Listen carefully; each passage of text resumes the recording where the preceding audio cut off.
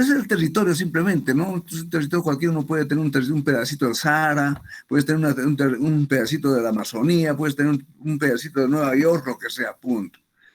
Pero el espacio ya es otra categoría. Ya no es solamente un recorte ya de la epidermis del planeta, sino es una extensión territorial delimitada donde se realizan actividades humanas y existe una relación de poder que opera a diversas escalas. Entonces, ya cuando en un espacio encontramos que ya primero delimitamos, ya sea por cuenca, o sea por en un divorcio en acuario, por una cadena montañosa, lo que sea, hay una extensión delimitada.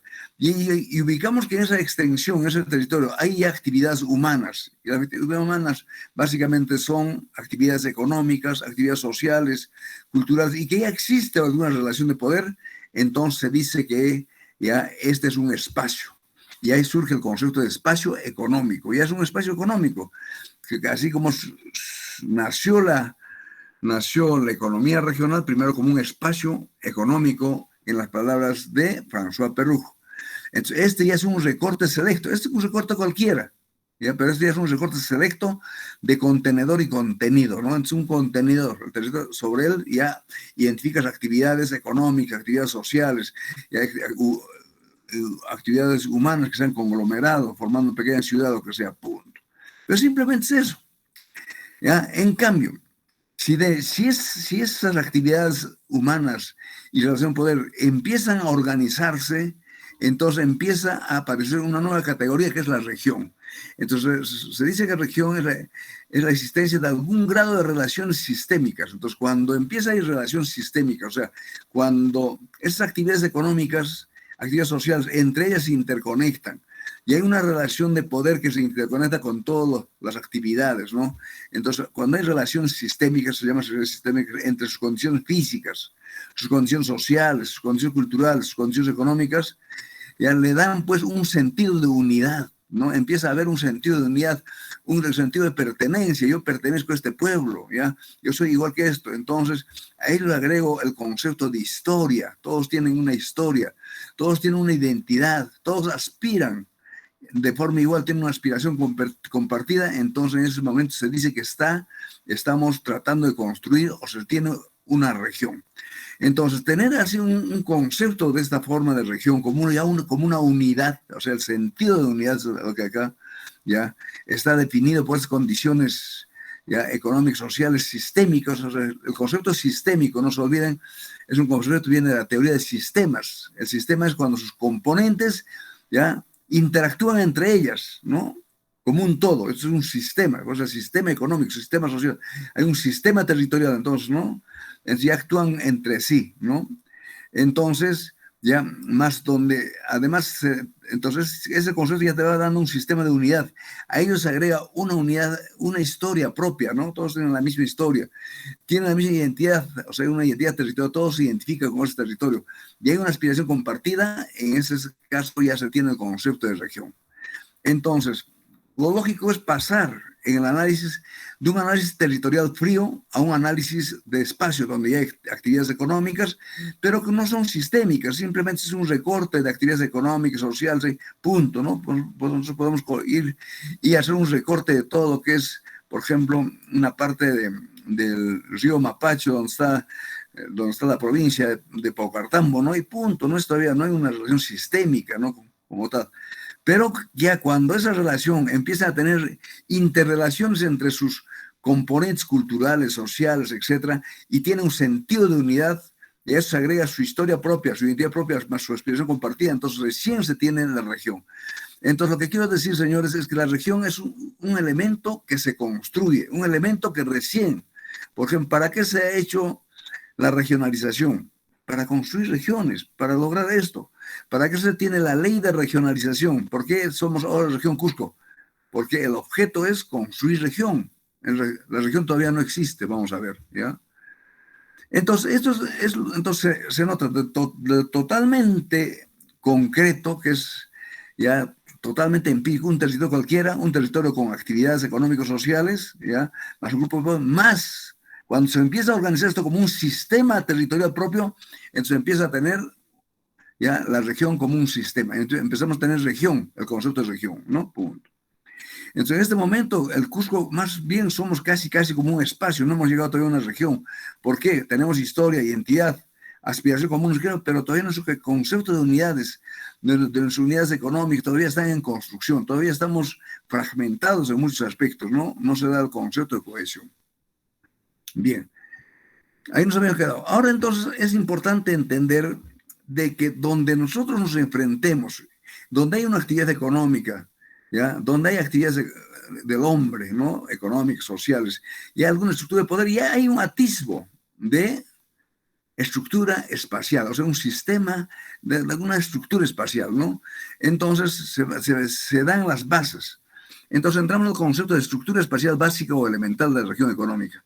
Y este cuadrito, que es muy sencillo, es importantísimo. ¿Por qué? Porque nos da la referencia entre lo que es, ¿ya?, el territorio, la actividad y el sistema como tal. Van a ver, ¿no? ¿Por qué? Porque ustedes, donde vayan ustedes, de repente mañana alguno de ustedes, por decirlo, a Giancarlo le toca trabajar, pues se tiene que ir a Mollepata, ¿ya?, a la municipalidad. O cualquiera de ustedes se va a ir de repente, ya la señorita Cintia se va a ir ya de repente, ya se va a ir a Chumvilcas, ¿no? Punto. Es donde vayan ustedes, lo primero que tienen que hacer es ver la estructura espacial básica. Siempre hay una estructura básica. ¿Qué significa? Entonces, donde sea que estemos, ya y donde hay actividad económica, lo más importante, lo primero que vamos a encontrar es los recursos naturales. O sea, siempre hay recursos naturales, algo que la naturaleza nos brinda a los seres humanos, ¿no? Entonces, generalmente son recursos naturales relacionados a la minería. La minería es minería metálica y no metálica, los hidrocarburos, ¿ya? Es todo lo que es los elementos fósiles y todo lo que es el gas, etc. El agua que bebemos y el agua con que cultivamos, la tierra, ya donde aramos y la tierra donde vivimos, la foresta, la biodiversidad. Entonces, esto siempre vamos a encontrar. Entonces, cuando identificamos una estructura espacial básica, empezamos identificando los recursos naturales. Y los recursos naturales tienen una característica que está con rojito acá. Los recursos naturales se encuentran, ¿ya? O sea, la minería se encuentra en un sitio. No, ya ahí se encontró, allá hasta allá y punto. O sea, su localización es fija. Ese bosque se encontró allá en la Amazonía de Pichari, ya, punto, ya, se encuentra, está localización física. Igualmente ese pozo 88 de petróleo está entonces, igual hasta el agua, ¿ya? El agua, en realidad, las vertientes, los lugares, está en un sitio fijo, está en un cauce, ya está en una cuenca, no puedes llevarte fácilmente a otra cuenca, ¿no? Entonces, una característica importante es recursos naturales. Pero lo importante de los recursos naturales es que brinda oportunidades. ¿Para qué? Para que puedan sobrevivir las poblaciones. Entonces, por otro lado, entonces, el otro elemento que hay que identificar son poblaciones, ¿ya? Las poblaciones ya se van asentando desde pequeños centros, de repente de 10, 15 familias, hasta ciudades pues muy grandes que pasan el 1.000.000 de habitantes, ¿no? Punto. Entonces, encontramos un centro poblado. Supongamos que llegamos a Huanoquite, encontramos ahí ya los recursos naturales, ya, y su centro poblado. Entonces, ¿qué propiedad tienen esos centros poblados? Son aglomeraciones de personas, ya, que han decidido habitar un mismo lugar, ¿ya? Y como tal, para la economía, ¿en qué son? Son actividades de consumo. Todos los que viven acá tienen que consumir algo, ¿no? Punto. Por tanto, estos tienen una característica específica. Estos centros poblados tienen la característica con relación al territorio, se asientan. Acá los recursos naturales con relación al territorio se encuentran. Acá se asientan. Significa que de un momento a otro se forma esto, pero con el tiempo pueden desaparecer, ¿no? Se asientan, es como la palomita, ¿no? Que viene y se asienta a beber el agua en un manantial, ¿no? Satisface y le puede irse. Igualmente los centros poblados nacen, crecen y muchas veces desaparecen, ¿no? Por eso se asientan, están un tiempo acá, por eso se llaman los asentamientos poblacionales. O sea, nos asentamos un tiempo en un territorio. ¿Y cómo se asienta? viene hasta de asentarse, entonces se siente en un sitio, descansa y se va. Eso ocurre con las poblaciones. Lo que pasa es que muchas veces no lo vemos, porque estos ciclos son muy largos, ¿no? No sabemos en qué momento, por ejemplo, el asentamiento de tiahuanacos ha desaparecido, ¿no? No sabemos en qué momento un asentamiento tan importante de la cultura tucume en el norte del Perú, junto con la cultura chanchán, han desaparecido, ¿no? Entonces, son poblaciones, fíjate, y han dejado centros poblados muy importantes, ¿no? Los rezagos. Todos conocen acá Piquillacta, ¿no es cierto? ¿Dónde queda Piquillacta? Acá cerca de Cusco, acá por la laguna de, ¿cómo se llama esa laguna? ¿Dónde está Piquillacta? Freddy Janco, ¿cómo se llama? Huacarpay, profe. Correcto, Huacarpay, ya. Entonces ahí encontramos un pueblito, los rastros de un pueblito muy bonito que es Piquillacta. ¿Qué características tiene Piquillacta, Emerson? ¿Qué cultura es? La cultura Wari, ¿verdad? Wari, ¿no? ¿Se me escucha? ¿No me escucha, Wari? No, profesor, no sé si llega a escucharme a mí. Sí, te estaba diciendo a Emerson, Hanco. Sí, profesor, sí. Ya.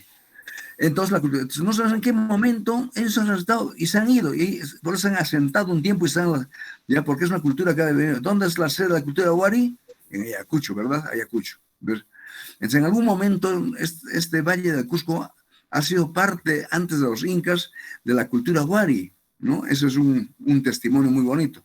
Entonces, lo que quiero decir es que los centros poblados se asientan, ¿ya?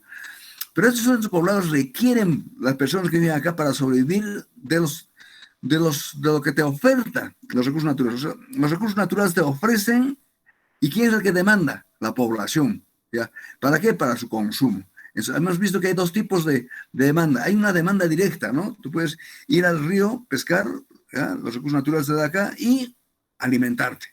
O puedes transformar luego, ¿no? Como se ha hecho con la revolución de la agricultura. Alguien descubrió la agricultura, vio que se podía hacer, ya, reproducir en una parcela el trigo y empezó a realizar, ¿ya? Es otra, pero el centro poblado siempre depende, la persona siempre depende de quienes visitamos ahí, los recursos naturales. Entonces, los recursos naturales ofrece y el centro poblado demanda. Y de este elemento sale este flujo de abastecimiento, ¿no? Que tiene doble recorrido, ¿no? Entonces, los centros poblados demandan, ¿ya? Demandan lo que ofrece, pues, los recursos naturales, agua, fruta, pesca, tanta cosa, ¿no? Entonces ofrecen y estos demandan. Ofrecen y demandan, por eso que acá hay esta flechita de doble, de ida y vuelta, ¿no? Pero ¿qué pasa cuando las actividades de consumo y los centros poblados se sientan en un solo sitio? Empieza a haber un concepto interesante. La gente, pues, no solamente hemos dicho, un niño no solamente nace como un ente de consumo, no solamente es una boca que alimentar, sino que nace con un cerebro y dos brazos. Entonces, nace con una capacidad imaginativa y creativa de transformar y empieza a realizar actividades económicas. Y en el devenir de la historia del hombre, ya, esto que fue los primeros, acá los hombres han sido nómades, acá se vuelven sedentarios, ya, y empieza a aparecer la división del trabajo, ¿no? Donde unos son, pues, carpinteros, otros son guerreros, otros son destinados al culto, otros gobiernan, ya, y punto, ¿no? Etcétera, etcétera. Entonces, siempre vamos a encontrar, como consecuencia, vamos a encontrar siempre actividades de producción. ¿Ya? Lo importante, ¿cuál es la relación de esta actividad de producción respecto al territorio? Ya, recordando, los recursos naturales respecto al territorio se encuentran, los centros poblados respecto al territorio se asientan. ¿Qué pasa con la actividad productiva? ¿Cómo es su relación? Se localizan. Es decir, si hay condiciones de localización, se quedan en ella, punto, ¿no? Entonces ahí viene todo lo que es la localización específica del aparato productivo, todo lo que es la teoría de localización económica que vamos a estudiar, ¿no? Punto. Entonces, las actividades económicas producen para alguien, ¿para qué? Para abastecer a las poblaciones, estos son los poblados. Entonces ahí viene el flujo de producción-consumo. O sea, ellos producen y consumen las poblaciones, ¿ya? Pero las poblaciones también ofrecen, ¿qué ofrecen? Ofrecen mano de obra y consumen la actividad económica. Entonces, hay un flujo producción-consumo. Mientras que es un flujo de abastecimiento, simplemente que es un producción-consumo, ¿no? Punto. Pero esta actividad productiva de por sí, como hemos visto, no puede generarse si no tiene los medios de producción. Y los medios de producción importantes son las materias primas. Y la principal materia prima lo encontramos en los recursos naturales, ¿no? En los recursos mineros, hidrocarburos, la foresta, en los sembríos, etcétera, etcétera, ¿no? Entonces, los recursos naturales ofrece no solamente productos terminados para que consuma la gente, sino ofrece productos intermedios, ofrece insumos y materias primas, ¿no? Acá, ¿no? Punto. Entonces, por ejemplo, acá queremos hacer una planta de chocolates, entonces los recursos naturales hemos identificado en el recurso tierra, foresta, etcétera, etcétera, ellos, y se hace la actividad del cacao. Y la actividad del cacao se transforma y se vuelve un chocolate, ¿no? Y luego un chocolatillo para los más golosos, ¿no? En la relación entre los recursos naturales y la producción, entonces hay una relación también de ida y vuelta. Esas relaciones de producción e insumo. Es decir, los recursos naturales ofrecen, ¿ya?, elementos que se pueden transformar a la actividad productiva. La actividad productiva demanda, ¿no? Demanda, entonces demanda insumos, materia prima para transformar. ¿A quién? Entonces es de ida y vuelta. ¿Ya? Entonces se le conoce como la estructura espacial básica. Donde vayan se va a dar siempre esto, ¿no? Ustedes lo primero que van a ir a trabajar, digamos, por más que sea un sitio que aparezca simplemente como un llano inhóspito, pero hay actividad económica y gente, se da esto. Hay siempre recursos naturales, hay gente que está sentada en un lugar y hay actividad productiva que están haciendo. Y que ellas no están caóticamente cada uno por su cuenta, no. Fíjense cómo estas tres estructuras están interrelacionadas. ¿Ya? El recurso tierra, todo lo que es recurso natural está interrelacionado con los centros poblados, porque los centros poblados viven del agua, viven ya de la tierra, viven los productos, etc. Y los centros poblados también viven, ¿qué cosa? Los productos que le compra la actividad económica, etc. Entonces hay un sistema ya, por eso se llama estructura básica. Recordemos, la estructura básica es la primera fisonomía de un sistema. Ya se va definiendo un sistema. Entonces, el arte de la economía regional es primero ubicar esto. Cuando ustedes vayan donde sea, lo primero es dónde son los recursos naturales, dónde es su población, dónde es su producción. ¿Cómo está la interrelación? Lo importante es la relación producción-consumo entre centros poblados y actividades. La relación insumo-producto, y vamos a ver que muchas veces ya no se da directamente, ¿no? Estamos insumiendo, ¿ya?, consumos de otras regiones, no de nosotros mismos. Entonces, ahí viene la gravedad, como les expliqué. ¿Ya? Acá, por ejemplo, pues, no me canso de explicarles de cómo casi el 20% de todo lo que hemos recibido de canon se ha gastado en cemento y fierro de construcción. ¿Ya? Muy bien, esta actividad productiva de la construcción ha demandado a recursos, solo con la diferencia de que ese fierro que han sacado acá y se ha transformado, no ha estado acá, ha estado fuera de la región. Entonces, cuando tú has comprado ese fierro con la plata del canon, esa plata del canon, ¿dónde ha ido a parar? A la caja de el que ha producido del que te ha vendido el cemento, ¿no? En última instancia. ¿De qué? De Yura o de Aceros Arequipa, punto. Entonces ha habido una fuga de ese capital. Qué bonito hubiera sido que nosotros acá tengamos y acá se genere el empleo, se genere ya la reacumulación y patrimonización en la región, ¿no? Por eso es importante. ¿Ya? Es una forma, ya cuando vemos estos espacios económicos un poco, ya, cuando ya vemos estos espacios económicos ya un poco desagregados, empieza a complejizarse un poco el asunto, ¿no? Por ejemplo, es un perfil del espacio socioeconómico del espacio de la macrorregión sur, ¿no? Por ejemplo, se hizo para fines del 2008 el siguiente asunto, ¿no?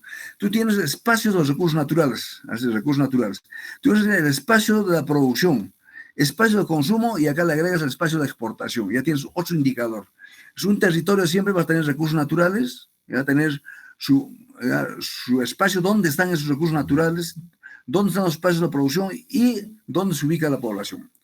Entonces, recursos naturales son fijos. Los recursos de producción, entonces, no son fijos, sino dependen de su localización. Y en cambio, los consumos concentrados dependen de su asentamiento donde está, ¿no?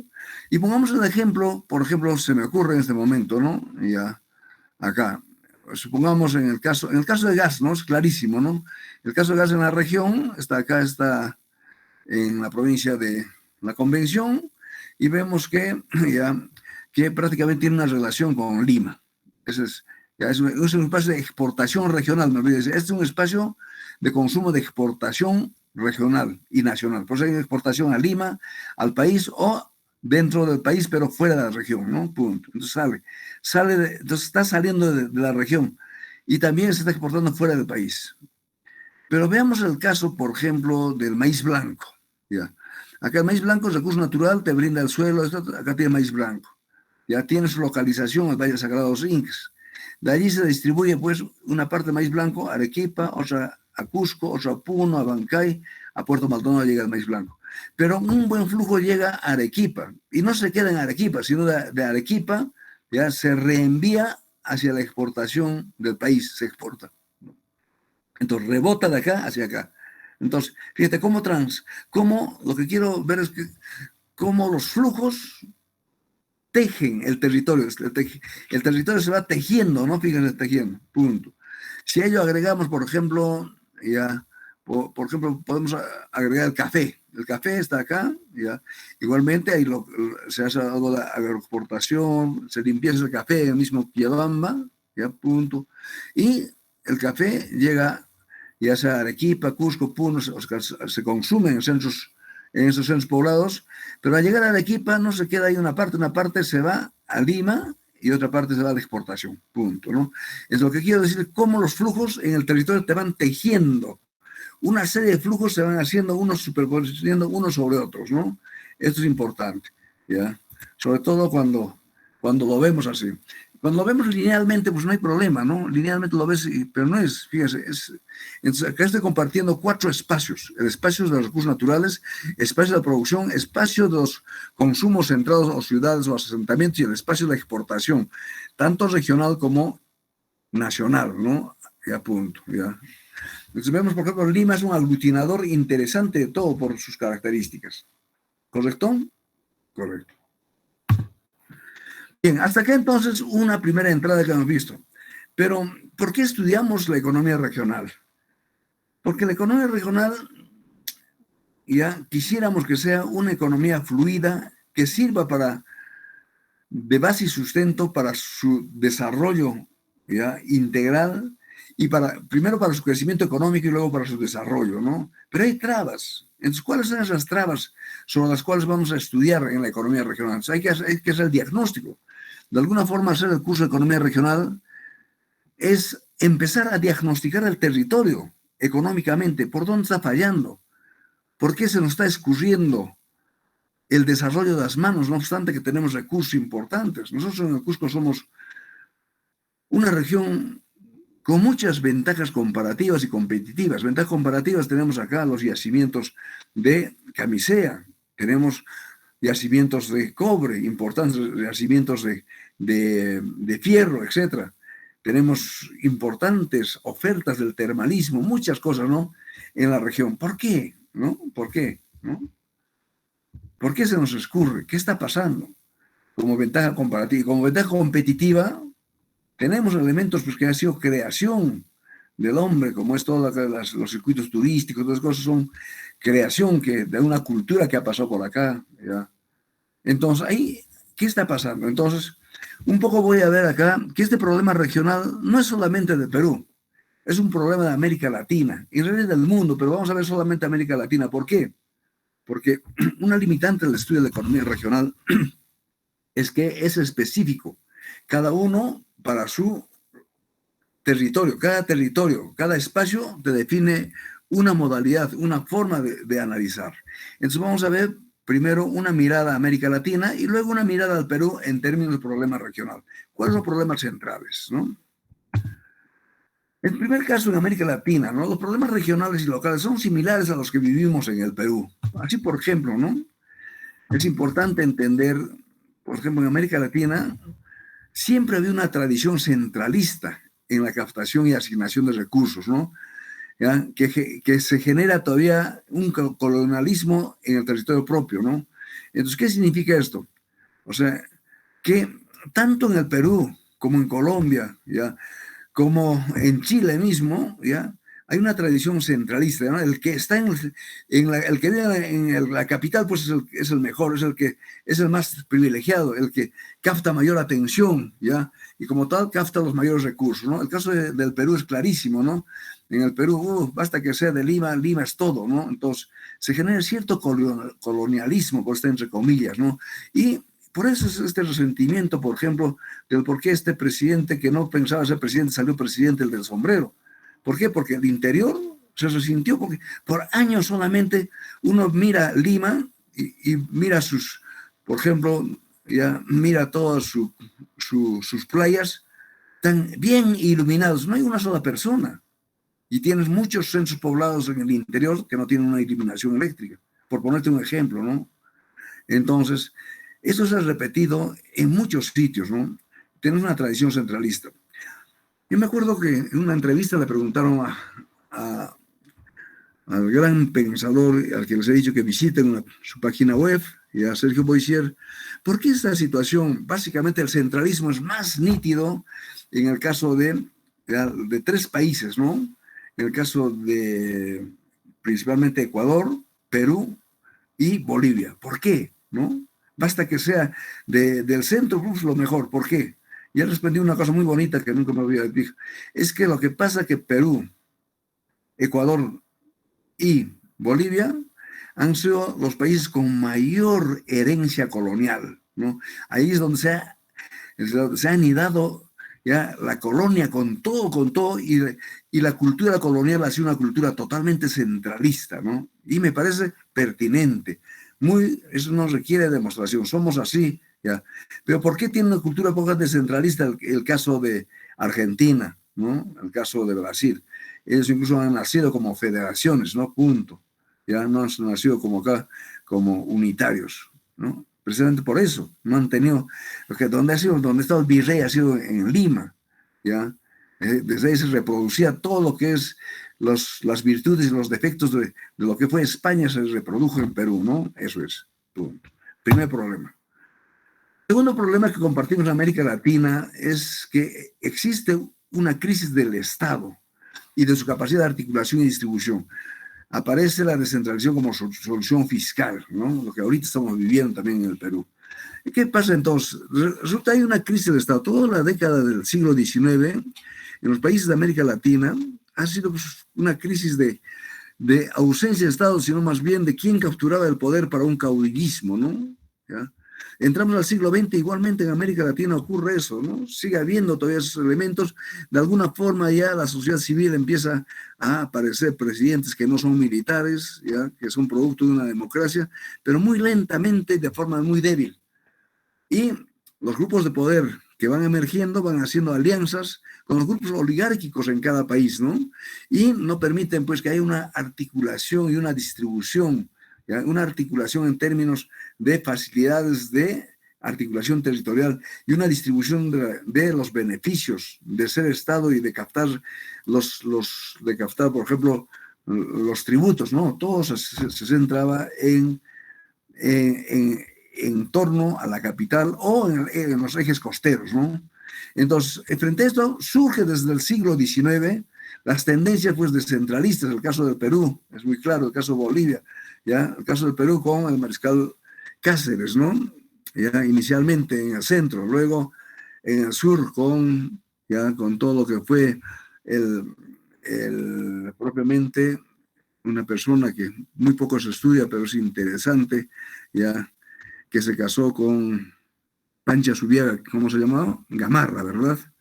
Entre Agustín Gamarra, por ejemplo, y toda la Confederación del Sur, ¿no? Incluso hicieron un país, ya, para hacerle contrapeso a la nación que estaba formando en Bolivia, ya que ahí aparecía Sucre, ¿no? Ya, el que formó, o sea, un pata que vino del norte con el Libertador, ya claro, tuvo el merecimiento de haber ganado la batalla de Ayacucho y de Junín. Bueno, apareció generando un nuevo país en Bolivia, ¿no? Para poder darle, ¿ya?, a Bolívar más o menos el consentimiento, y que él era pues el número 2, ¿no? Punto. Y con él pues aparecen varios militares bolivianos y surge la Confederación Perú-Boliviana en un primer momento, luego se deshace y surge el Estado sudperuano, su capital Sicuani, y todavía en Sicuani hay, lamentablemente la última vez que he ido he visto esa casona donde se firmó el acta de la capital sudperuana, está botado ahí en una avenida, ¿no? Punto. eso debería reconstruirse como sinónimo del primer grito de la descentralización al sur, ¿no? Punto. Ya. Y continuamos. El otro problema del Perú y América Latina es que ya siempre ha habido la tradición administrativista y pasiva de gobiernos locales, ¿no? Entonces, los gobiernos locales tienen una antigua data, surge todavía hasta en la colonia, ¿ya? Recuérdese, ¿ya? Es un modelo que se, que, que, se, que se trae de España, ¿no? A partir de los cabildos, ¿no? Los cabildos. Ya luego surgen los cabildos en la Primera República, en el siglo XIX, ¿ya? Pero siempre con una tradición administrativa, percibista, hasta casi todo el siglo XIX, ¿no? Y el siglo XX inclusive, hasta la nueva ley de municipalidad recién le da atributos administrativos, económicos, administrativos ambientales, organización a la gente, etc. Antes el alcalde era pues el mejor vecino y como mejor vecino su obligación era que el pueblo debe estar limpio, que la plaza de armas debe ser presentable y nada más, ¿no? Punto. Recién que ahora con la nueva ley de municipalidades tiene tantas atribuciones. Y esto es típico no solamente de Perú, típico de Bolivia, típico de Ecuador, incluso ya esto se ha repetido hasta muy entrado el siglo XX en Chile y en Colombia. Punto. Entonces, estos elementos se han generado, pues, elementos deseables de la descentralización y también riesgos en la descentralización, que lo vamos a compartir con la lectura que vamos a hacer para el día viernes y hoy en la tarde les voy a alcanzar, ¿ya? Pero ya alcanzando algunos elementos podemos decir, por ejemplo, ¿qué riesgos, no? Entonces, empezó a anidarse un resentimiento contra el centralismo, ¿no? Y surgió la descentralización, de que tenemos autónomos, tanta cosa, Hubo, fíjese, el gobierno de los caceristas en el centro, acá en el sur, lo que es todo este movimiento de Gamarra. ¿Cómo se llamaba la esposa de Gamarra? A una chica, ¿ya? Xiomara, ¿cómo se llamaba? Francisca Subiaga, profesor. Correcto, doña Francisca Subiaga, cusqueña, y ¿dónde se casaron? Bueno, solamente por cultura, a pie de página, se casaron en Zurita, en Anta. Por eso que el colegio secundario de Anta se llama Agustín Gamarra, ¿no? Debe llamarse doña. ¿Y por qué es importante doña Pancha? Porque tan igual que el marido, ambos peleaban, ¿ya? Ella era una trome, galopando en el caballo, ¿ya? Y manejando, ¿ya? La bayoneta. Bueno, entonces se anidó estas descentralizaciones. ¿Y qué riesgos se tiene en América Latina? ¿Qué se ha ido acuñando? ¿Qué se ha ido anidando, ¿no? Caudillismos localistas de forma muy agresiva, ¿no? Ustedes ya no lo han visto en la década del 60 y 70 del siglo pasado, pues incluso rozaron con las guerrillas, rozaron con elementos muy violentistas, ¿no? Ya. Entonces, en Chile, con todo lo que es la Araucanía y el sur, ¿no? Con todos ellos, ¿no? Punto. Entonces, hay una serie de caudillismos, ¿no? Pero sobre todo el clientelismo, del cual no podemos salir, ¿no? Entonces alguien surge allá haciendo creer a la gente, es un líder local, ¿ya? Luego un líder provincial, un líder nacional, entonces no le interesa el desarrollo, le interesa cuántos le siguen, cómo puede mantener el poder. Recuerden que el clientelismo, que es una enfermedad que seguimos hoy día, ¿ya? Padeciendo en el Perú y en muchos países de América Latina, lamentablemente es una enfermedad en tanto y en cuanto no prioriza el país, no prioriza en realidad la sociedad, sino prioriza a su grupo que está en el poder lo que quiere es perennizarse en el grupo, busca a sus clientes, ¿no? Son como esos grupos religiosos fundamentalistas, ¿no? Que lo llaman como sea hasta hacerlo ahí, punto, es lo que le interesa, no le interesa la familia. Un grupo llama a otros, hasta puede hasta, he visto casos en el que familias se han desintegrado porque uno u otro han pertenecido a otra religión. Igual ocurre acá, no le interesa nada, ¿no? Punto.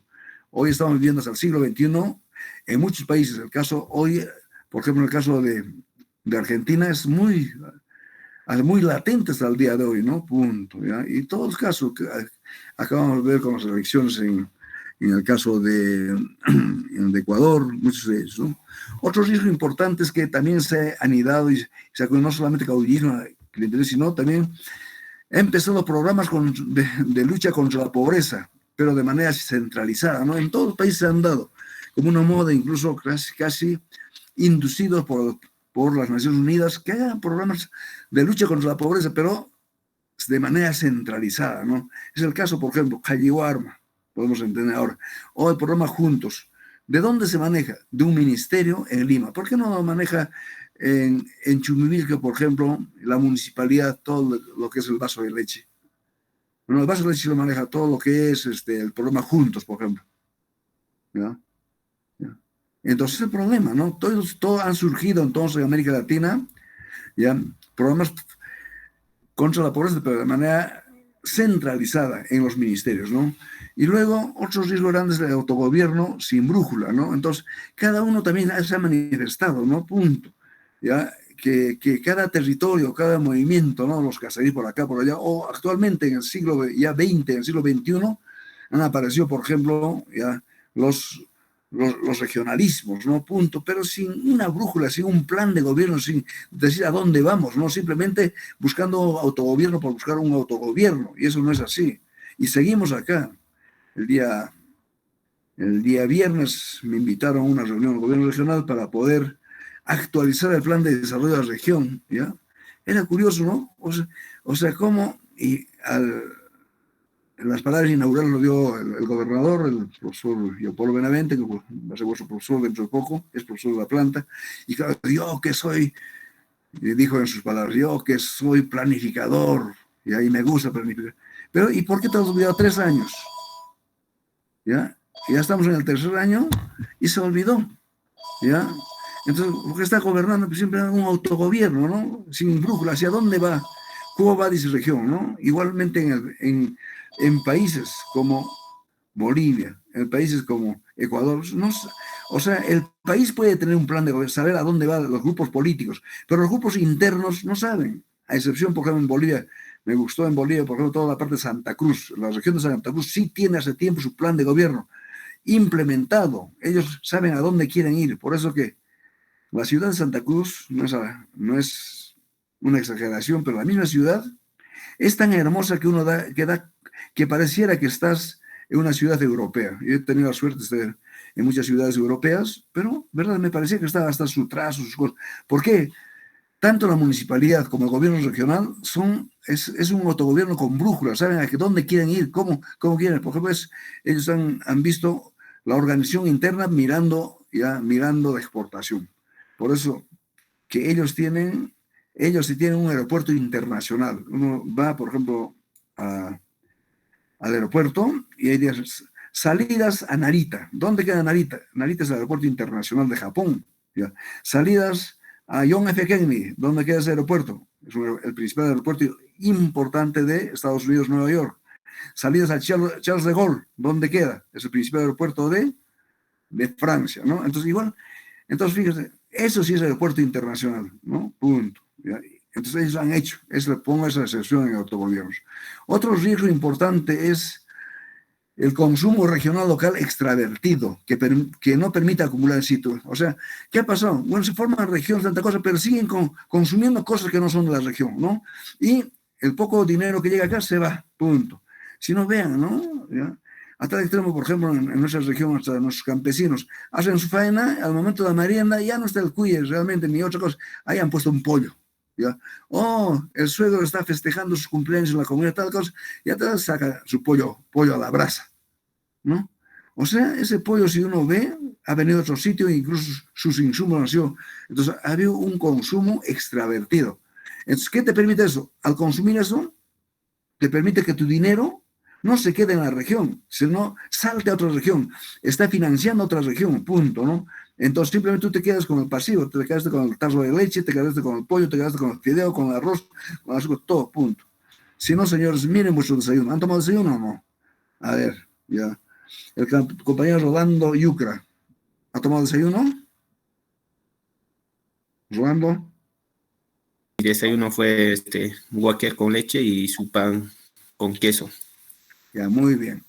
Ahí lo sustancial, ¿cuál es? De un desayuno, el infaltable, es el pan, ¿no es cierto? La pregunta es, ¿de dónde viene ese pan? No de dónde procede, porque de dónde procede es de la tienda, pero ¿de dónde viene en términos de flujo económico? Proviene es de una materia prima, ¿no? Que es una harina de trigo. ¿Y ese trigo de dónde ha venido? Ha sido importado. No producido ni siquiera en el país. Entonces el pancito que nosotros hemos consumido, también consumimos pan, ¿ya? Usted todos de repente acá estamos ahorita en aula, estamos 30 alumnos, son 30 panes que se han consumido, ¿ya? Entonces 30 panes, ¿qué hemos hecho? Hemos pagado. ¿Cuánto ha costado 30 panes? ¿Cuánto cuesta 30 panes, Luis Alberto Corrales? Luis Alberto, ¿está? ¿En aula? Luis Alberto a la 1, Luis Alberto a las 2, Luis Alberto a la 3. Faltó. No está. Presente. Faltó. Otro. A ver, ¿quién puede decir? A ver, compañera Juana Flor. La misma pregunta. Profesor, sí, dígame. ¿No está atenta? ¿Qué preguntaba? A ver. Profesor, sí, ha preguntado cuánto cuesta 30 panes. Donde yo vivo sigue todavía el pan 5 por 1 sol. Ya, entonces, ¿cuánto costaría 30 panes? 6 soles. 6 soles. ¿Cierto? Entonces, esta mañana 6 soles hemos contribuido fuera de la región. Lo que quiero decir, ¿cómo? ¿Ya? ¿Cómo? Sin darnos cuenta, fíjese, ¿ya? Nuestro consumo local ha sido extravertido. ¿Por qué es extravertido? Porque está mirando hacia afuera, está mirando fácil. ¿Por qué no hemos tenido, por ejemplo, ahí, por ejemplo, hemos podido comer tranquilamente nuestra quinoa, ¿ya? Hemos podido comer ahí nuestro tostado, hemos comido un tamal, una huminta, qué sé yo, ¿no? Punta, eso se refiere. Entonces, eso ocurre en todo el país de América Latina. No ha habido conciencia de consumo local. Entonces, al no haber esa conciencia, ¿qué se hace? Todo se compra de afuera. Entonces, ¿qué hace? Nuestro dinero sale afuera. Entonces no permite acumular acá. ¿Qué hubiera sido si los 30 hubiéramos comido 30 tamales? El tamal estaba a 1 sol, 30 soles, ¿no? Esos 30 soles se hubieran quedado acá. ¿A quién hubieran beneficiado? ¿De qué se hace el tamal? De maíz, ¿no? Y no es el maíz que comen los pollos, sino es el maíz amiláceo, ¿no? Punto. Entonces, que cultivan acá, punto. Se hubiera quedado acá 30 soles. Es 30 soles, al bolsillo de algún campesino hubiera entrado. A eso se refiere, ¿se entiende? ¿Por qué somos pobres nuevamente? Porque no tenemos capacidad de acumulación, ¿no? Ya, todo, consumimos todo. Y es así, veamos con qué nos hemos vestido. No hay una cosa en nuestra vestimenta que sea consumo local, de repente alguna excepción. ¿Con qué estamos haciendo acá? ¿Con qué cosas está viendo en nuestro escritorio acá? Todo es consumo extra. Entonces no tenemos eso, ¿no? Es por eso. Entonces tenemos que saber acumular. Y una primera parte de la acumulación donde se basa es en los alimentos, ¿no? Ya, eso. Y finalmente, otro riesgo importante es que esta descentralización nos ha ofuscado no solamente en consumir local, sino que hay poca producción local, ¿no? O sea, no se han optimizado los recursos locales. Se ha dejado ahí, ¿por qué? Porque no ha tenido mercado, ¿no? Por ejemplo, en este momento, ya, una papa tan importante es la papa nativa, ¿ya? Pero uno encuentra en el mercado difícilmente, ¿ya? Y es que el precio no justifica, porque la papa nativa tiene una productividad muy pequeña, muy baja, ¿no? ¿Ya? Entonces, ellos producen para su autoconsumo y sus fondos ceremoniales que tienen, nada más. Punto. ¿Por qué? ¿Por qué? Por las pautas de consumo que tenemos, ¿no? Entonces hay poca producción local, ¿no? Entonces no producimos en escala, punto. Entonces, fíjense, recién ahora, por ejemplo, está apareciendo la situación de los cuyes. Ahora hemos empezado a apreciar el cuye gracias a la pandemia. Es uno de los productos que realmente, de alguna forma, ayuda a mitigar la enfermedad y a sobrellevar de mejor manera, etcétera, etcétera, por todas las proteínas que tiene, ¿no? Punto. Pero antes era para los campesinos que ven allá y gente de Lima hasta tiene asco de comer el cuye. Ahora no, se ha repotenciado, ¿no? Esos son los riesgos. Pero así como hay riesgos, señores, hay también elementos deseables. ¿Qué sería lo deseable? Entonces, ha habido deseables, aspiraciones en América Latina respecto a la descentralización. Primero, lo deseable es la participación ciudadana y la responsabilidad por proximidad. Entonces, lo deseable es eso, ¿no? Que la gente tenga responsabilidad al participar, ¿no?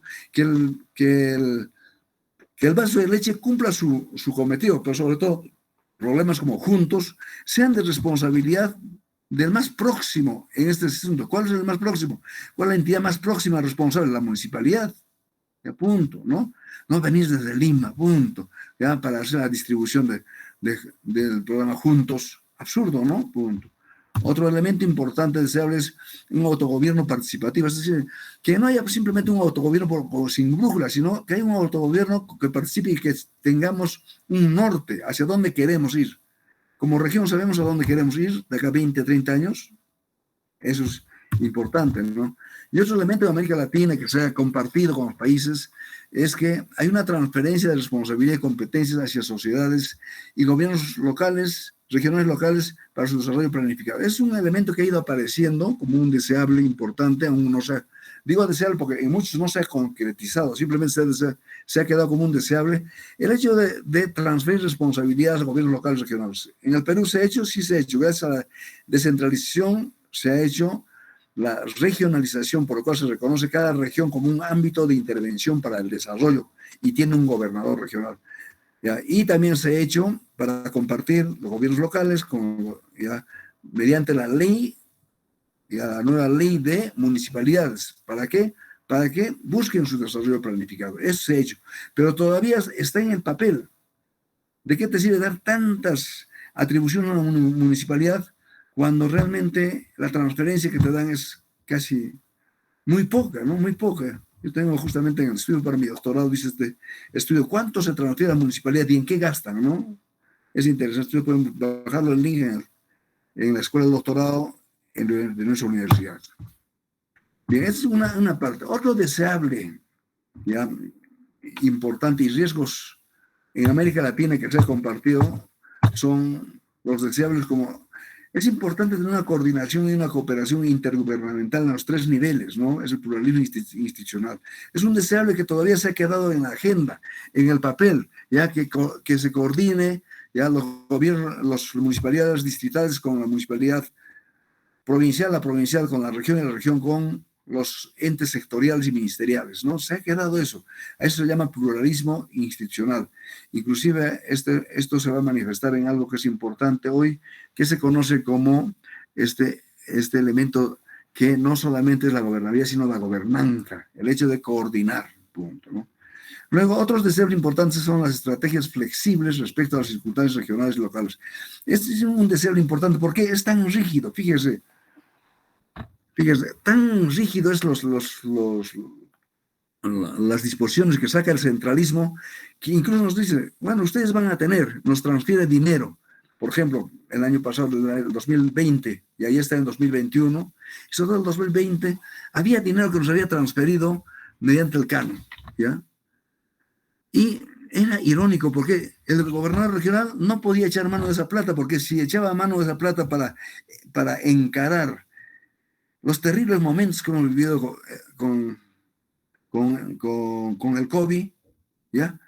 Posiblemente lo iban a llevar a la cárcel, ¿no? Pero no. Entonces, ahí debía haber inmediatamente una flexibilidad, señores, es fondos del canon, señores, compren, ¿ya? Compren camas UCI, compren oxígeno. No había dinero para comprar oxígeno. ¿Cuánto cuesta una plantita de oxígeno? No había, ¿ya? Punto.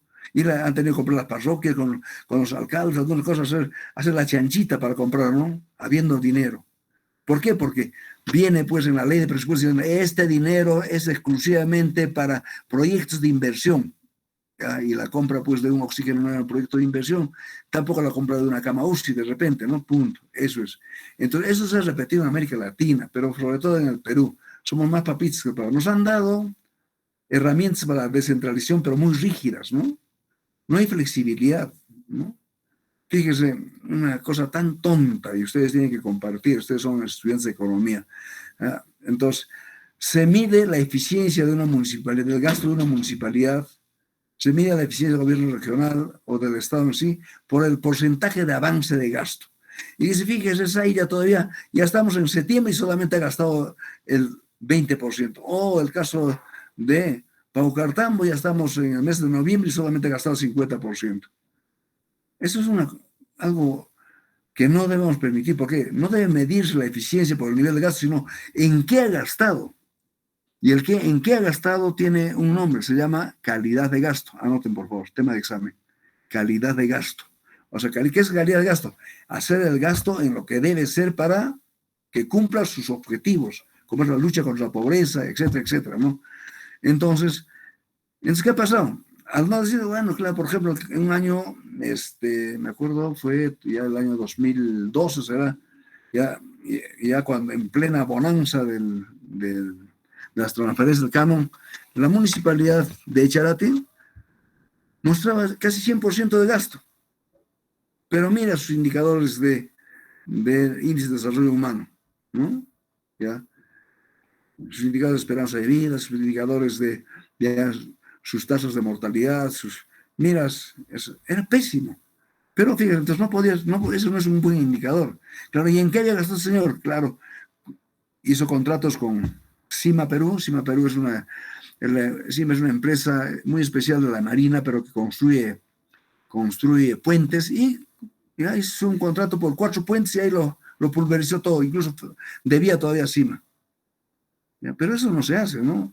Entonces no hay estrategias flexibles. ¿Y por qué les digo? ¿Por qué hay ese elemento? Porque si yo no he gastado el 100%, y así es diciembre solamente el 100%, ese 20% debe ir a un fondo acumulable, para que yo aumente el próximo año, porque y pueda hacer un fondito y poder encarar una obra. No hay. ¿Ya? Entonces acá vamos a hablar, cuando veamos la parte de estrategia de financiamiento regional, por ejemplo, hay una modalidad interesante, ¿no? El fideicomiso. ¿Qué significa fideicomiso? Que el Estado te dé el dinero por anticipado y tú haces la obra, punto. ¿Ya? Porque es interesante. No hay esa flexibilidad. Tiene que gastar la plata, ¿no? Punto.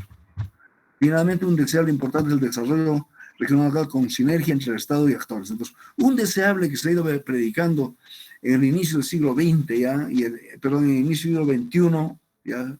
Es que el Estado y los actores regionales tienen que ser una sinergia. ¿Qué es sinergia? ¿Alguien sabe? Si no saben, ¿por qué no preguntan? ¿Por qué no levantan la mano? A ver, preguntamos al compañero Abdías. ¿Qué es sinergia? ¿Abdías Profesor, está en clase? ¿Está en clase Abdías? días. Ya. ¿Qué es sinergia? Dígame, profesor. A ver, profesor, sinergia. Yo tengo entendido que son confluencias o roces. Confluencia está bien, rosos no. ¿Pero de qué? ¿Confluencias de qué? Ya. A ver, ¿alguien le da una mano? A ver, Madeleine, ¿le das una mano? Madeleine Alfaro. Sinergia. Sí, profesor. Podría ser como una relación o un conjunto de varios elementos que van a cumplir una función. Sí, caliente. ¿Alguien más quiere aportar? Abel, de repente. Abel Carrasco. Abel está en clases. Sí, estoy presente en clases, profesor. Orlando. O sea, a ver, ¿qué diría? sinergia sería, en términos de lo que estamos ahorita viendo, sería varios componentes que actúan de la misma manera para un determinado fin. Ya, caliente, mejor decir. Pero se ha aproximado. Sinergia es una suma de energías, ¿no? Entonces, dice, el Estado tiene una energía, los actores tienen energía. Si sumas energías, entonces se acrecienta esa energía. Entonces, una suma es una suma que se convierte en potencia. Los matemáticos no entienden esto, ¿no? Pero nosotros sí, ¿ya? Entonces, sinergias, por ejemplo, en la Facultad de Economía vamos a hacer sinergia para sacar adelante nuestra facultad. ¿Qué significa? Sumamos la energía que traen los alumnos, la energía que traen los profesores, la energía que traen las autoridades, en este caso el decano y los directores, ¿no? Y la energía que traen los empleados, ¿no? Punto. Y eso. Entonces, sinergia es eso. Entonces, esa suma no es una suma aparente, no es una suma cualquiera. Al sumar se potencia, ¿ya? Y puedo lograr lo que quiero, ¿no? Es la sinergia, ¿ya? Entonces, ¿qué debe de quedar claro? Entonces, porque más adelante vamos a hablar de regiones sinérgicas.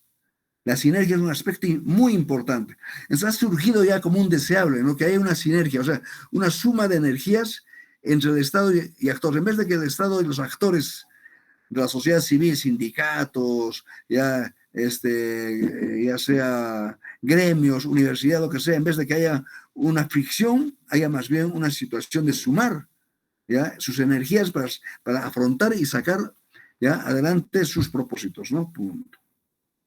Entonces, por mnemotecnia, ¿no? Entonces, ¿cómo es que una suma puede convertirse en potencia? ¿Ya?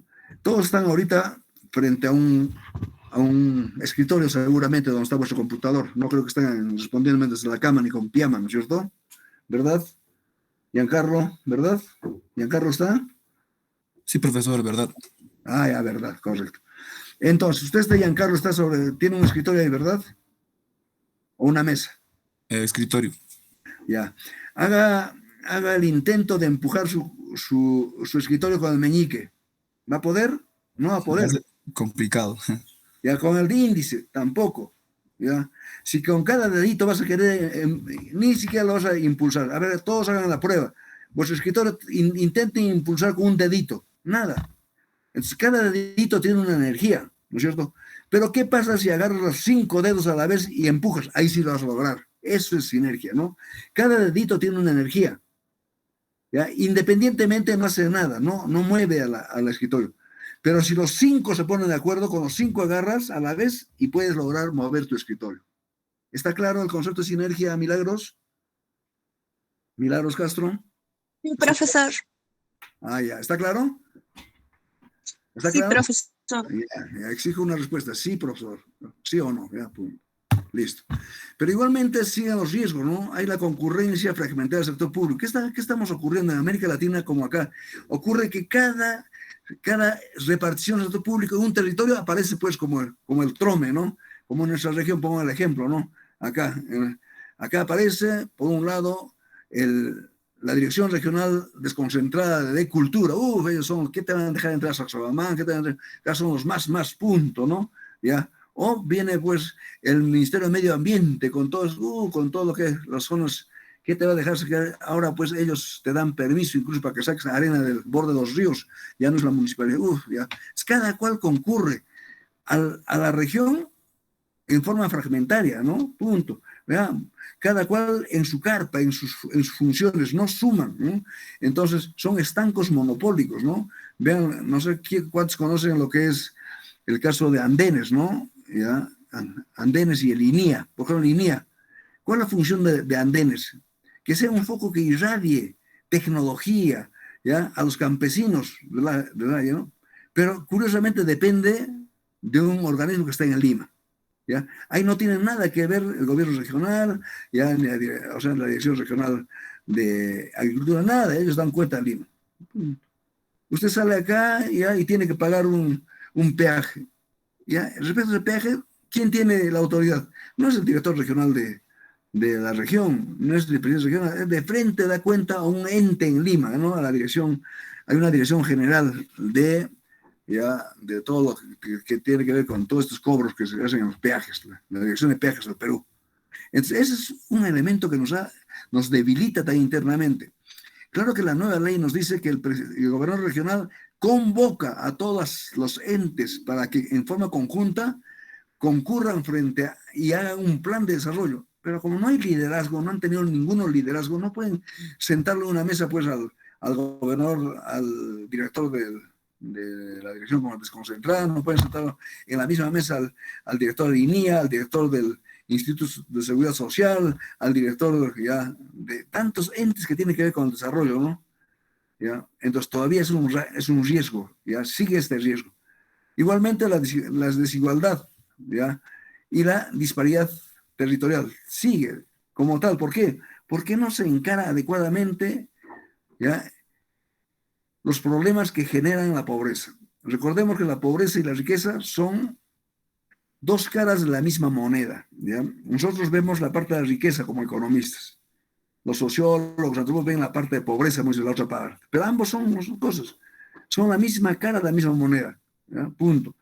Pero al no tener políticas adecuadas de patrimonización de las familias, entonces va a haber siempre desigualdad de familia. ¿Qué significa patrimonización de las familias? Que ¿Cómo surge el patrimonio? Hemos dicho, es la parte del PBI que no se gasta, o sea, la parte de la capitalización, ¿ya? Es aquello que la gente puede enriquecerse, ¿no? Eres rico, ¿por qué? Porque tienes patrimonio, o sea, tienes... ¿Y qué es el patrimonio? Una parte del PBI que alguien gastó y se quedó por ahí con un bien de capital, eso es, ¿no? Y, sobre todo, sean otros riesgos que en América Latina sigue incubándose microcuasi-estados capturados por la colusión de intereses políticos y económicos. Es el problema, cada espacio, cada región con la descentralización ha aparecido porque está capturado por familias muchas veces, ¿no? ¿Ya? Muchos son microestados, ¿no? Cuasi estados, pequeños estados donde ya hay pues situación de parentesco. Fíjese lo que ha sido la región ya de Junín, prácticamente un cuasi estado de la familia Cerrón, de su partido político y de los familiares de su partido político, coludidos con intereses políticos, económicos, y al final, claro, ahorita todos están desaparecidos, ¿no? Y eso se ha repetido casi en todas las regiones. Recordemos ahí, de las 24 regiones, hay 11 regiones que están con conflicto de prisión penal, ¿no? Punto, ¿ya? Y finalmente, lo más terrible es que un riesgo en toda América Latina y sobre todo en Perú, Bolivia y Ecuador es que se sigue incubando la meritocracia eludida, ¿no? Entonces, ¿qué significa eso? No se quiere encarar a seleccionar los mejores cuadros, ¿ya? Y las mejores personas con formación que pueden apoyar y pueden dar lo mejor en lo que es el desarrollo, sino que los sucesivos gobiernos regionales, los sucesivos gobiernos locales, municipales, etcétera, ya capturan a su personal por intereses políticos y económicos, no en mérito, a ver, ¿qué has hecho? ¿Cuánto de nota has tenido? ¿O cuál es tu experiencia? ¿Ya? Ahí la experiencia no vale. Miren lo que ahorita estamos viviendo con este gobierno del sombrero, ¿no? Ya cualquiera es cualquiera, ¿no? Ya, punto, no puede ser. O sea, ¿por qué usted está usted estudiando economía? Porque va a venir alguien de allá, no, pues ya ahorita va a ser, ¿no? ¿Ya? ¿Por qué? Porque es mi paisano, es chotano. Como es de Chota, tiene que ser director general. No se presentaron en el Canal 5 con un programa parecido. Entonces, es una cosa que nosotros, digo esto porque nosotros tenemos que salir contra todo esto, buscando siempre la meritocracia, ¿no? ¿Ya? Si ya sabe cómo se hace proyectos de inversión y ya lo ha aprendido, que se quede. No, viene un nuevo alcalde y lo cambia. Y vienen nuevos que no saben. Está mal eso, muy mal, ¿no? El que ha gritado más en el meeting es el que tiene un lugar, no puede ser, ¿no? Entonces, hasta acá los problemas que compartimos con países de América Latina, sobre todo Perú, Ecuador y Bolivia, que casi tenemos la misma fisonomía de esos problemas. Les sigue Colombia y luego les sigue ya Chile. Y un poquito más lejos está en realidad Argentina. Ahora veamos la otra parte, ¿no? Que es los problemas regionales y locales. En el Perú. Entonces, en el Perú, esos problemas que hemos dicho, no estamos ajenos, pero sobre esos problemas todavía hay otros ajenos. ¿Cuál es el problema regional del Perú en este momento? ¿Ya? Básicamente. En este momento son las disparidades regionales. ¿Qué es disparidades? Significa que las regiones no son homogéneas. Hay regiones con mayores ventajas comparativas que otras, con mayores ventajas competitivas que otras. Hay regiones donde la oportunidad en la vida es mejor que otra. Hay regiones donde la oportunidad de trabajar es otra que otra. Entonces hay disparidades, ¿no? No es igual, ¿ya?, avecindarse en una región como Moquegua, donde tiene realmente tanto excedente del canon, que avecindarse en la región de Huancavelica. Punto, ¿no? Es igual. Incluso eso es terrible, y vamos a ver incluso internamente. El otro problema es el escaso desarrollo de mercados regionales. No tenemos mercados. ¿A quién vamos a vender? ¿Quién nos va a comprar? A ver, mañana es un proyecto de envasado ahorita está apareciendo bastante papaya, ¿ya? ¿Cuánto te va a salir? No, mejor te compras papaya fresca, es más barato, ¿no? Punto. O, ¿por qué no hay mercados? Vamos a explicar eso, porque no hay, pues, ingresos, no hay empleo. Y el tercer problema básico es la fragmentación de la organización territorial. Nuestros territorios todavía están fragmentados. ¿Cuánto cuesta ir de acá hasta Quiteni? Es terrible, ya, punto, ya. Unas carreteras podrán estar pavimentadas, faltadas un poco por tramos, pero mal hechos, ¿no? Punto. Vamos por partes. ¿Qué es la disparidad regional? Dice, la dispersión es la existencia de brechas entre regiones, brechas de calidad de vida, brechas de oportunidades en realidad, ¿no? Entonces persisten desigualdades territoriales y las diferencias de regiones de desarrollo entre regiones, entre departamentos, ¿no? ¿Ya? Todavía hay departamentos que tienen pues mejores oportunidades, ¿no? Y otras que no tienen. Fíjese, tienes la región Loreto y no puedes decir voy a tomar bus para ir a la región. No, porque no tiene carretera para llegar. Tienes que llegar por avión o por barco, ¿no? Punto. Por barco fluvial, ¿no? Punto. Estamos así. ¿Ya? El otro problema es que el Perú no es un territorio homogéneo en términos de desarrollo, ¿ya? Eso es la desigualdad, la disparidad. Ya sea que lo analices en su dimensión productiva, económico-social. Agarras cualquier indicador económico, productivo o social, siempre vas a encontrar diferencias, ¿no? Diferencias de consumos de calorías, de oportunidades de trabajo, de ingresos, de canastas básicas, etc. Entonces hay disparidades estructurales entre territorios. Quizás la primera disparidad que aparece inmediatamente en el caso de Perú es la disparidad entre la costa, sierra y selva, ¿no? Así en la costa se encuentran las regiones más privilegiadas. En la costa están los grandes proyectos de irrigación por más de 6.000 millones de soles, ya Gallito Ciego, en el sur, son más o menos como 11 irrigaciones que desde la década del 1960, 70 del siglo pasado se han ido implementando, ¿no? ¿Ya? El caso de Majes Sivas 2, por ejemplo, el caso de Majes, ¿no? Entonces, se encuentra lo mejor. Mientras en las regiones, por ejemplo, de Andino, la pobreza sigue precarizando una parte de la población, ¿verdad?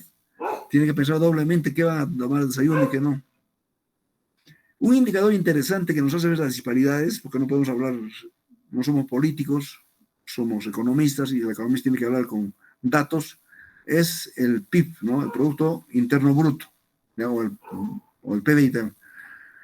Y el PBI, pues, si tú lo ves como una torta general, hemos tenido un buen PBI, pero si ese PBI lo confrontas con el tamaño poblacional, encuentras un indicador que se llama PBI per cápita, por región y por tasa de crecimiento regional. ¿Cómo está ese PBI per cápita? ¿Ya? Entonces veamos el PBI per cápita y veamos la tasa de crecimiento regional, las economías regionales. Veamos el índice de desarrollo región por región para ver cómo estamos, de diferencias, los abismos de una región por otra. ¿Ya? Eso es interesante, los abismos. ¿Ya? Recordemos que el PIB, ¿ya? O el PBI, no es sino la riqueza generada en un año por la sociedad y que proviene de valorizar bienes y servicios finales demandados en ese año. Ya es el PIB. Ahí, cuando acabó ese año, esa parte de la riqueza permanece para el año siguiente, ¿cómo se llama? Patrimonio. Eso es. Entonces se refiere al ritmo, en cambio acá la tasa de crecimiento se refiere al ritmo de crecimiento y el IDH lo vamos a tomar el IDH del año 2019. Correcto. Me gusta este cuadro, un poquito antiguo, ¿verdad? Pero nos muestra claramente, ha sido elaborado por Efraín González Duarte, las disparidades regionales, ¿ya? En términos de crecimiento regional e ingreso per cápita. Medimos en el eje de las abscisas y a la tasa de crecimiento. Hemos dicho que es la velocidad de crecimiento del PIB, es la tasa de crecimiento, es velocidad. Siempre que hablamos tasa es velocidad, ¿no? Punto, no es porcentaje. Porcentaje es una medida estática, la tasa es una medida dinámica, siempre es velocidad, ¿no? Y en el eje de las ordenadas medimos el PIB per cápita, punto. Y simplemente, ya, ploteamos en el gráfico, ya, cuál es el PIB per cápita región por región, ¿ya? En términos de tasa de crecimiento. Y encontramos que tres tipos de región, ¿ya? En términos de crecimiento e ingreso regional. En primer lugar, encontramos regiones muy dinámicas. Y la región más dinámica es Lima-Callao. Claro, en Lima es un tercio de la población, es un tercio de la riqueza que se queda en Lima, todo es el atractor número uno, es el centralismo, ¿no? Y le sigue el Callao, ¿ya? Es la región dinámica. ¿Por qué? ¿Ya? Veamos por qué. Porque la tasa de crecimiento es mayor en Lima que en Callao. Fíjense, en tasa de crecimiento son las mejores, punto. Pero también en PBI per cápita. Entonces, fíjense, el PBI per cápita está en 820 y la tasa de crecimiento de Lima está en 6.2. Y Arequipa, su PBI per cápita está más o menos en 760 y su tasa de crecimiento está casi en un 6.9. Son los mejores, los más dinámicos. Pero hay otros que han tenido un excelente PBI per cápita, pero una tasa de crecimiento baja. A eso le llama regiones estancadas. ¿Cuál es? Por excelencia, Moquegua. Moquegua tiene una tasa per cápita la más alta de toda la región. Fíjese, está acá. Ven el cursor. ¿Se ve el cursor? ¿Ya? Milagros, ¿ven tu cursor? ¿Está Milagros? Sí, ¿Milagros? profesor. Ah, ya. ¿Se ve el cursor? Sí, profesor. Ah, ya. Eso no puede decir sí. Ya, bueno. Entonces, fíjese, ¿qué nos dice? Fíjese, que es el que tiene más de $12,000 por per cápita, ¿ya? Pero solamente tiene un crecimiento como 5%, ¿ya? Y el que le sigue estagna, que también ya pasa la media, es decir, más o menos tiene entre más o menos 5.600 más o menos de per cápita y tiene una tasa, una velocidad de crecimiento de 4.2, son los dos, ¿ya? Punto, fíjese cómo están cada. Y la región que está rozando es Pasco. ¿Y Pasco por qué será? Por el PBI, fíjate, un PBI tan alto, pero una tasa de crecimiento tan bajo que 3.8%. Ya está rozando. Entonces tenemos regiones dinámicas y estancadas. Estancadas aquellos que han crecido, que tienen buena disponibilidad per cápita, ¿ya? Per cápita de riqueza, ¿no? Anual. Sin embargo, no se refleja en la dinámica del crecimiento, ¿no? En la velocidad de crecimiento del PBI. Punto. Ya, listo. Luego viene otro, ya, como por ejemplo el Cusco. Hablemos. El Cusco ha tenido, ya para el año 2009, que es este cuadro, una buena tasa de crecimiento, ¿no? Que más o menos, acá está el Cusco, ha sido de 7.8%, ya, de tasa de velocidad, ¿no? Punto. Ya, pero el PBI per cápita es muy pequeñito, ¿ya? Apenas de 3.000, ¿ya? 3.000 soles per cápita, ¿verdad? Al año 1999, tan pequeñito, ¿no? Punto. ¿Ya? Otra que le sigue más o menos es, ¿ya? Es la Libertad, ¿no? Igualmente tiene, es buen nivel de crecimiento, pero un bajo nivel per cápita. Y llama la atención, por ejemplo, Ica. Ica es interesante, ¿no? Ica, por ejemplo, tiene un excelente crecimiento de su tasa de crecimiento de la riqueza del PBI, pero incluso, claro, su PBI es un poquito alto, casi rosa con el anterior, ¿no? Está acá, Ica. Es un caso, fíjense, aislado aparece. Como Moquegua que está aislado, así, ¿ya? Y hay un conjunto de regiones como Madre de Dios, San Martín, ¿ya? La Libertad, Ayacucho, que están pues a esas regiones donde tiene mayor tasa de crecimiento, buena tasa de crecimiento, buena performance, tasa de crecimiento, pero baja disponibilidad per cápita, ¿ya? Le llama Efraín regiones convergentes. Y finalmente están aquellas regiones preocupantes, fíjense. Entre ellas está Junín. Junín pues es una región que apenas tiene una tasa de crecimiento de 4.2%, pero ha tenido, ¿ya? un crecimiento, mejor dicho, un PBI alto, punto. Pero está acá, ¿por qué? Y después peor todavía, esto ha retrocedido incluso más abajo porque se ha anidado un grupo político acá que ha hecho destrozos de la región, ¿no es cierto? Ustedes ya saben a quién me refiero, punto. Son regiones que han crecido muy lentamente en su PBI, en su velocidad, y al mismo tiempo tienen el PBI muy bajo.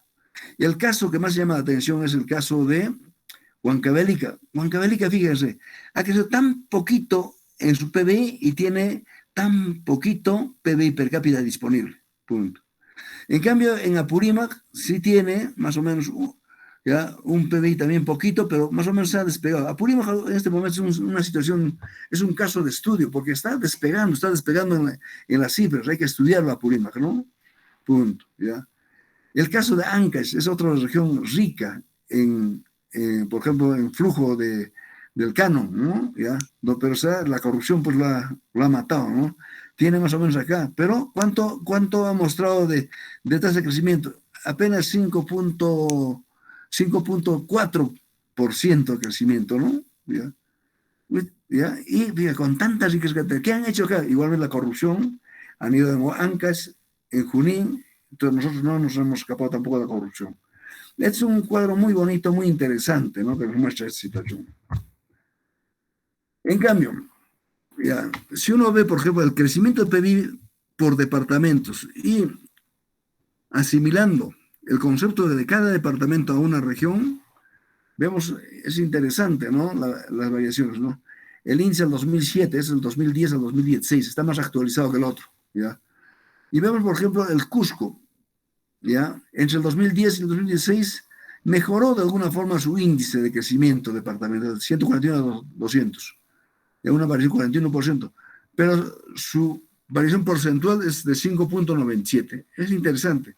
La pregunta es, si ha sido la variación de la región 5.97, ¿por qué no se expresa en la disminución de tasas de pobreza en provincias altas como es Canas, como es Chuquivilcas, o como son los distritos rurales de Paruro, ¿verdad? O el mismo Paruro, Paucartambo, ¿no? Entonces ahí ya viene otro problema, otra discusión interesante, ¿ya? Porque si uno ve como variación, pues incluso hemos tenido más que Lima, 9.7%. Y Huancavelica, ¿cuánto ha sido su variación? Apenas 2%, ¿no? Y al final, incluso Loreto ha tenido un decrecimiento terrible, ¿ya? Es menos 0.59. Ya aparece Venezuela. Venezuela ha sido un decrecimiento de su PBI que no puede llegar al 1. Todo está negativo, ¿no? Ha decrecido entre los dos, claro, porque el índice que tenía 112 ya disminuye 108, ¿ya? Ligeramente Moquegua, fíjate, que tiene tanto ingreso per cápita por el canon, ¿ya? Tiene una variación de 0.38, 0.33. Claro, Apurímac no es el que tiene mejor, ha tenido buena variación, o sea, de un año a otro, entre el 2010 y 2016, se ha disparado, pero todavía sigue en pobreza, pero por lo menos la variación, o sea, la velocidad de variación de su PBI es interesante. El caso de Apurímac hoy está en... Claro que todo el mundo dice que ya el 2010 al 2016 todavía no había entrado el canon de las Bambas. Hoy con las Bambas incluso esto es posible que se haya disparado un poco más, ¿no? Porque recién las Bambas hace 2 años que estamos recibiendo, que Apurímac está recibiendo algún dinero por las Bambas, pero todavía no está recibiendo el total de dinero, ¿no? Ya. Bien, esta discusión del índice de desarrollo humano lo voy a posponer para el día miércoles. Hoy deben tener ustedes muchas preguntas seguro.